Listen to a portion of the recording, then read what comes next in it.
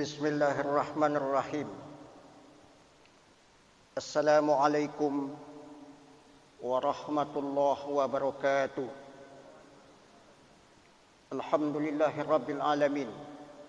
Segala puja dan puji untuk Allah Sang Maha Pencipta 7 pitalah langit dan 7 pitalah bumi. Wassalatu wassalam ala sayyidina Muhammadin. Selawat dan salam untuk baginda Rasul Nabi Muhammad sallallahu alaihi wasallam wa ala alihi wa sahbihi ajma'in. Para sahabat beliau yang mulia, bapak-bapak, saudara-saudaraku, jemaah sekalian yang saya hormati. Pada kesempatan yang mulia ini kita mencoba memaparkan tentang cara pengambilan hikmah atas apa yang terjadi di dalam segala kehidupan kita. Kita mulai dari peristiwa atau sejarah Nabi Musa dengan Nabi Khidir. Nabi Musa belajar kepada Nabi Khidir tentang cara mengambil hikmah.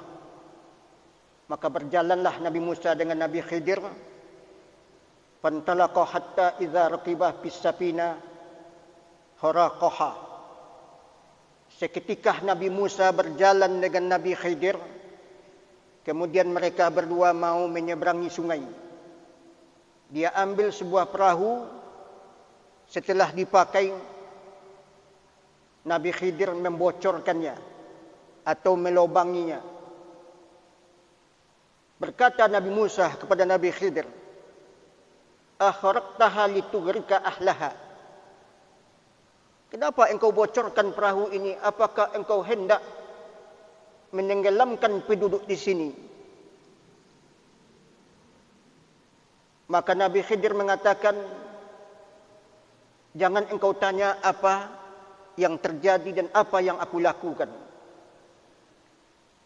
Kemudian berjalan lagi mereka berdua. Pantalaqa hatta idza laqiya ghulaman faqatalahu. Mereka berjalan berdua, kemudian bertemu dengan salah seorang anak. Nabi Khidir membunuhnya. Nabi Musa bertanya, "Laqad ji'ta syai'an nukrah." Apa yang engkau lakukan ini tidak memiliki peri kemanusiaan. Apa jawaban Nabi Khidir? "Jangan sekali-kali engkau tanya sebelum aku jelaskan kepada engkau." Sudah dua, Pak. Yang ketiga, fantalaqa hatta iza ataya ahla qaryatin. Berjalan mereka sampai pada sebuah kampung, kemudian istaqamah. Mereka berdua meminta makan kepada ahli penduduk tersebut. Fa'abau ayyudayifuhuma. Satu kampung itu tidak mau mengasih makan kepada Nabi Musa dengan Nabi Khidir. Fawajada fiha jidaran yuridu ayyang qaddah. Kebetulan di kampung itu ada bangunan yang mau runtuh. Fa'aqamahu. Maka Nabi Khidir meluruskan gedung ini. Maka kemudian Nabi Khidir menceritakan, "Wahai Musa, yang pertama kenapa saya melobangi perahu yang kita pakai? Di situ ada pemimpin yang zalim, yang selalu mengambil hak rakyatnya. Penangkap-penangkap ikan yang dihasilkan, kemudian perahu-perahu ini dipakai oleh raja ataupun penguasa ataupun rezim, maka rakyat di sini hidup dalam kezaliman. Maka saya lobangi perahu ini agar mereka ini tidak mengambil perahu rakyat ini, kemudian penduduk ini bisa kembali menambalnya." Masya Allah, kata Nabi Musa. Nabi Musa tak tahu dia apa. Sebelum dijelaskan oleh Nabi Khidir. Yang kedua, kenapa anak kecil itu saya bunuh? Allah mewahyukan kepada saya, seketika anak ini akan menjadi dewasa, maka dia akan mengkufurkan orang tuanya. maka saya diperintahkan Allah untuk membunuh anak kecil ini agar mereka ataupun anak ini tidak menzalimi orang tuanya. Sudah dua, Pak. Yang ketiga, memang kita tidak dikasih makan oleh penduduk kampung, tetapi saya siap membantu. Apa sebabnya? Di bawah gedung ini ada harta kekayaan anak yatim. Sementara anak ini masih kecil, kalau seandainya gedung ini jatuh, maka harta anak yatim ini akan diambil oleh orang-orang yang tidak bertanggung jawab. Ini ayat ini, Pak. Apa yang hendak kita ambil contoh di sini? Ini yang disebut dengan jawami al-kalim. Ada hikmah yang tersembunyi. Apa itu hikmah? Apapun yang terjadi di dalam kehidupan kita ini tidak jauh hikmah yang diambil dari fakta yang kita lihat. Percayalah, Pak. Percayalah apa-apa. Apapun yang terjadi dalam hidup ini tidak jauh hikmah yang kita ambil. Yakinlah. Kenapa Nabi Ibrahim tak bisa dibakar? Allah punya hikmah, Pak. Kenapa ada orang Ashabul Kahfi hidup di dalam kahfi tidur bagaikan satu malam padahal 300 tahun lebih? Ada hikmah di sebalik itu. Allah Maha Kuasa. Semut tidak akan naik ke atas pohon, Pak, kalau tak ada rezekinya. Lah yakin awak tu, Pak?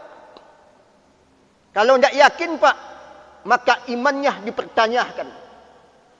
Ikan di dasar lautan terjangan ombak pasir di pantai. Seekor semut berjalan di atas batu hitam. Melangkah di malam gelap gulita pekat, maka langkahnya diatur oleh Allah Subhanahu wa taala. Sekarang pertanyaannya, Pak. Kenapa ada Covid? Kenapa ada corona? Bapak yakin tak corona ini virus?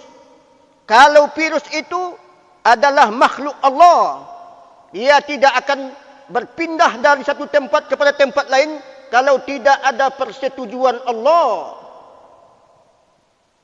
Yakinlah, Pak. Maka tak jauh hikmah yang kita ambil.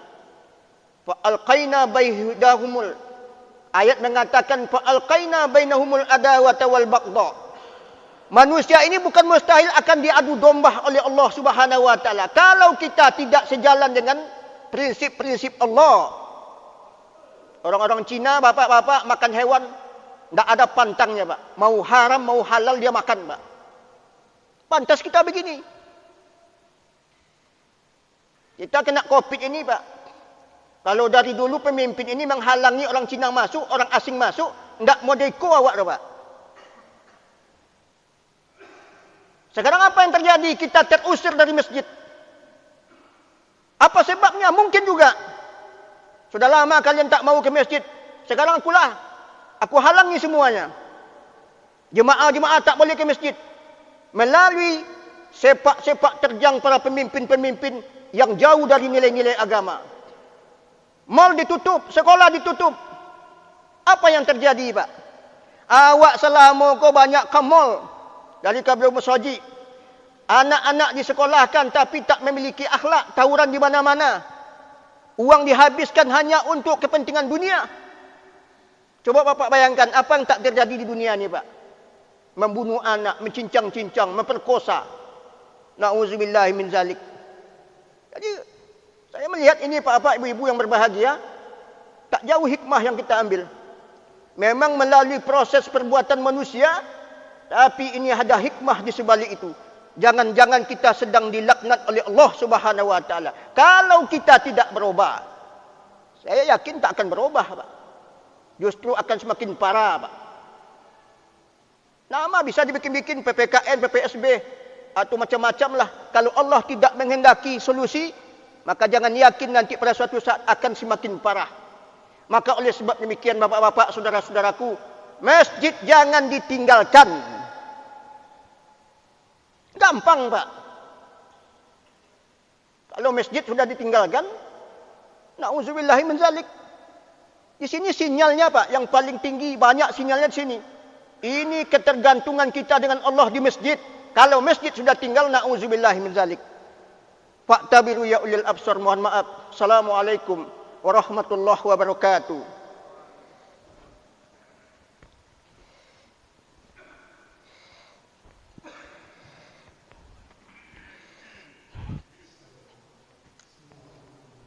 Bismillahirrahmanirrahim.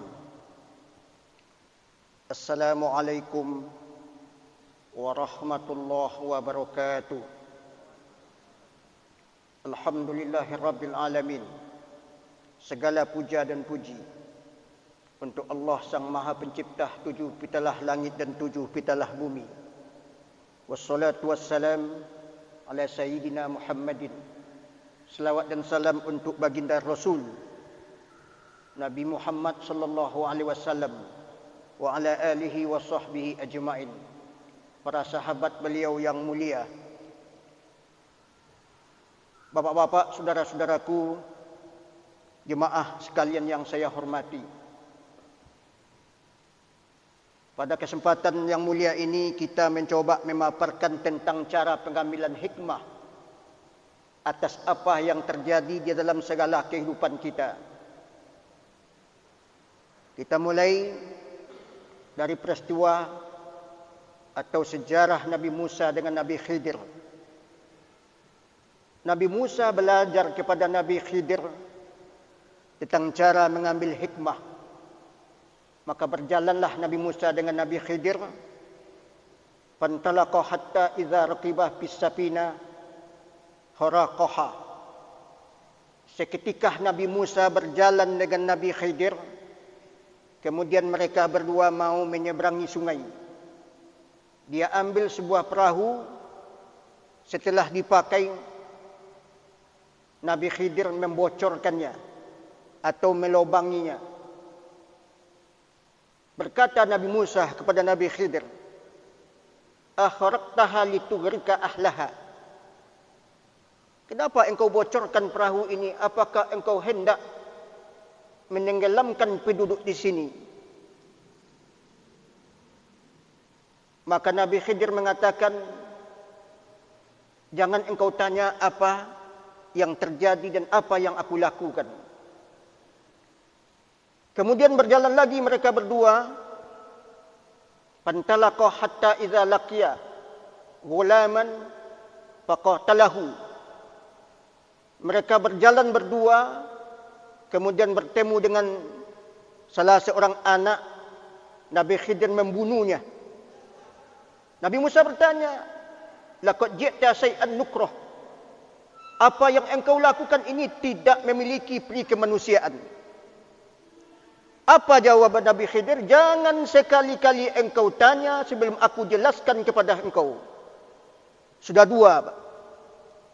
Yang ketiga, fantalaqa hatta iza ataya ahla qaryatin. Berjalan mereka sampai pada sebuah kampung. Kemudian istad'ama. Mereka berdua meminta makan kepada ahli penduduk tersebut. Fa'abau ayyudayifuhuma. Satu kampung itu tidak mau mengasih makan kepada Nabi Musa dengan Nabi Khidir. Fawajada fiha jidaran yuridu ayyang qaddah. Kebetulan di kampung itu ada bangunan yang mau runtuh. Fa'aqamahu. Maka Nabi Khidir meluruskan gedung ini.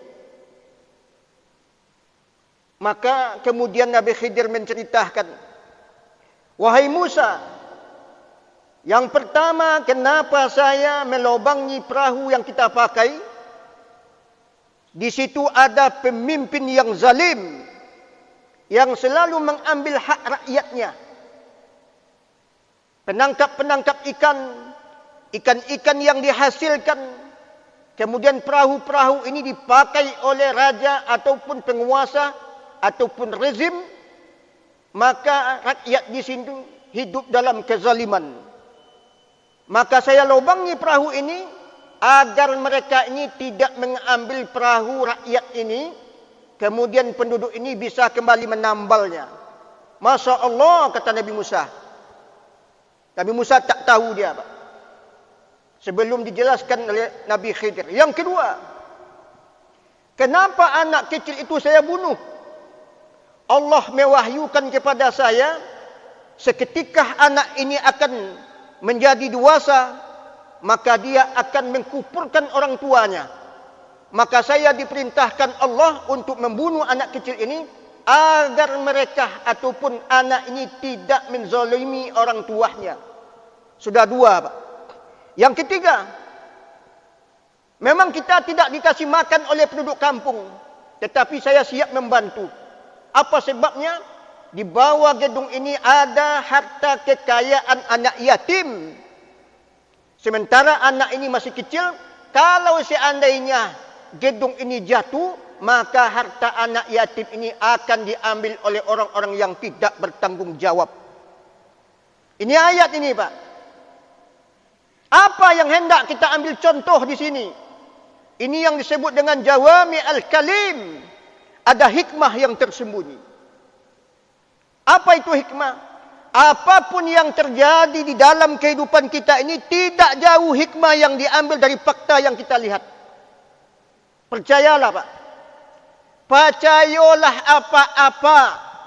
Apapun yang terjadi dalam hidup ini, tidak jauh hikmah yang kita ambil. Yakinlah. Kenapa Nabi Ibrahim tak bisa dibakar? Allah punya hikmah.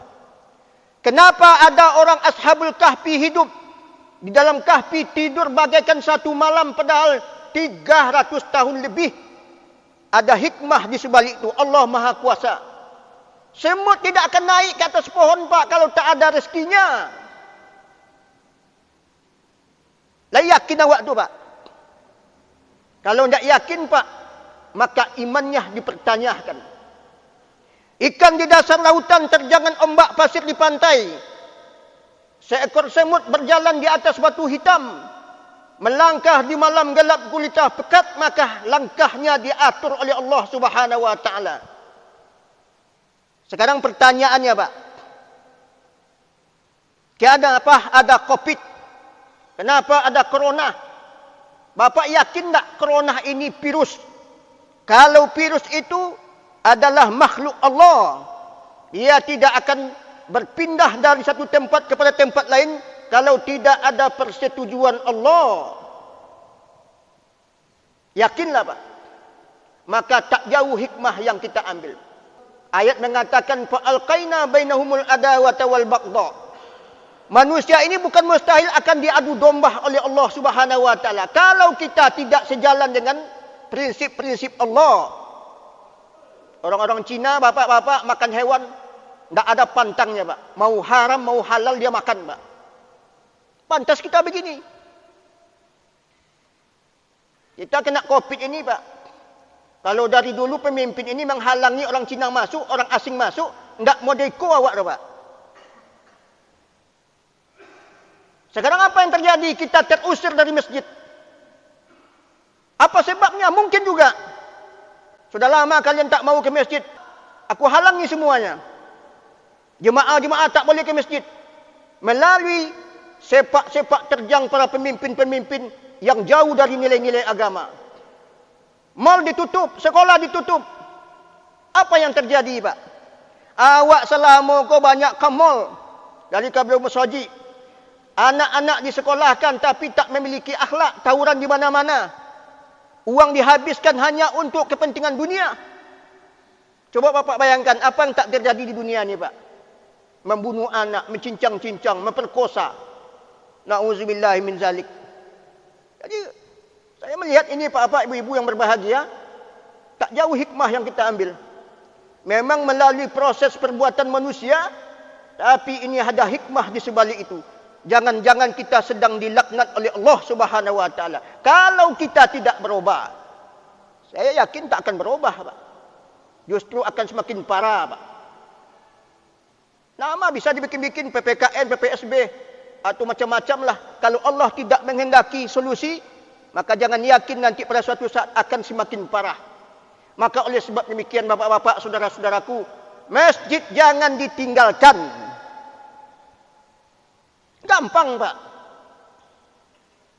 Kalau masjid sudah ditinggalkan, na'udzubillahi min zalik. Di sini sinyalnya Pak, yang paling tinggi, banyak sinyalnya di sini.